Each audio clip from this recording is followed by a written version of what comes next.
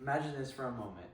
A young college student sits alone in their dorm room, staring at the floor, feeling completely overwhelmed and unsure where to turn.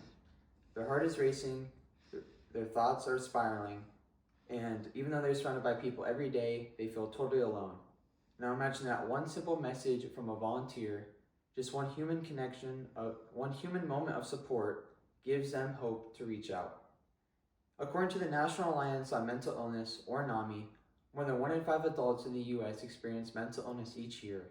That means that millions of people are suffering by themselves, and many of them don't have anyone to go to. And the truth is, one of these people could be someone you know, a friend, a coworker, a sibling, or even someone in this room. Mental health struggles don't always have a certain look. They can happen anytime, any place. That's why volunteers, ordinary people willing to help, play a very important role in mental health organizations.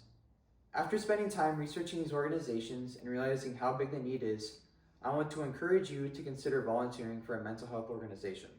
So today, I'm going to talk about the rising need for volunteers, what you can do to help, the rewards of getting involved, and the steps you can take to start making a difference. Right now, mental health organizations are overwhelmed. The number of people seeking help has skyrocketed, but the number of people available to support them hasn't been able to keep up. Mental Health America reports that over 50 million Americans experience mental illness each year, and nearly 60% of them don't receive treatment. That means that the majority of people who need help don't get it. On top of that, the American Psychological Association says that therapists are experiencing unprecedented demand. That's where volunteers come in. Organizations like NAMI rely on trained volunteers to help run support groups, answer hotline calls, or coordinate events, and just simply help. But there still aren't enough volunteers, and the need for them continues to grow. So the real question is, what can we do to help?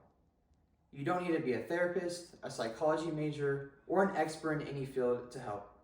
Many mental health organizations offer training to their volunteers so they can confidently support those in need. For example, Crisis Text Line provides structured training to volunteers that teaches them how to help people through tough times, no prior experience needed.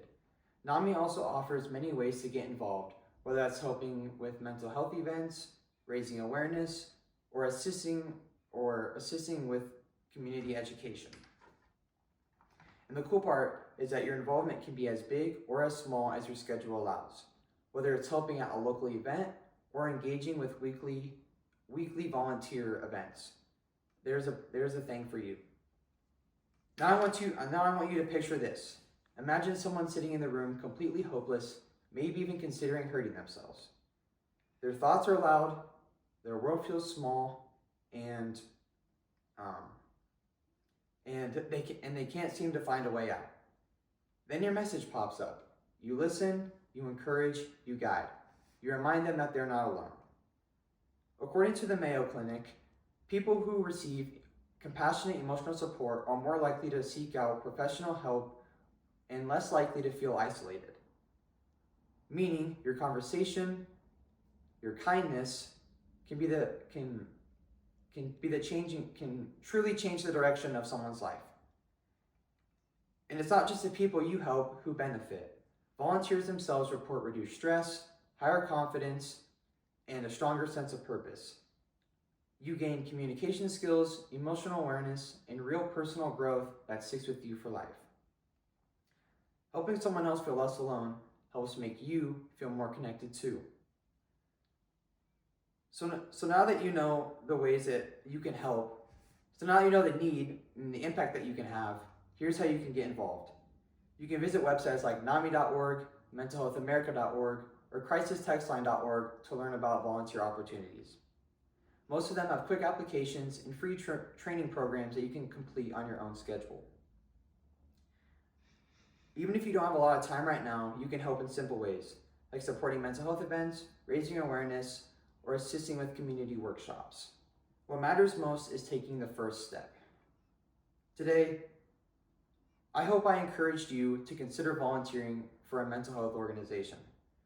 We talked about the rising need for volunteers, the ways you can help, the personal rewards of getting involved, and how easy it is to get started. So I want you to think back to that person sitting alone, overwhelmed, and wishing that someone would reach out. You could be the voice that helps them choose hope.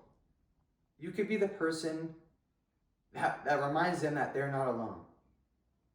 And sometimes a small act of kindness, a message, a conversation, and a moment can truly be the turning point in someone's life. Thank you. I lost myself some other times.